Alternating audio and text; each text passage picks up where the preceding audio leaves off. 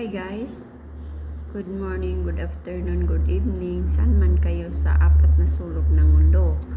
So ayun guys, tayo magluluto na naman ngayon. Ang lulutuin natin ay patatas at saka hotdog. So ngayon, maghihiwa tayo ng patatas pabilog guys. So ang ating hotdog ay iniwa ko lang. Hindi ko na napakita guys yung paglaga ko niyang hotdog. So ngayon ilalagay natin siya guys, tuthugin lang natin siya ng toothpick. So ganyan lang guys, pwede natin ito pagkakitaan guys.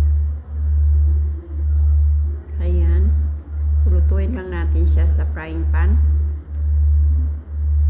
frying machine. So ayan,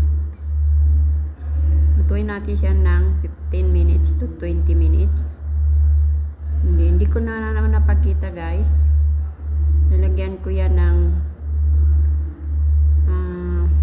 paprika powder, sesame seeds, at saka patatas powder. So ayan na guys, luto na siya. Thank you guys, thank you for watching. Ang sarap nito guys, try nyo na rin.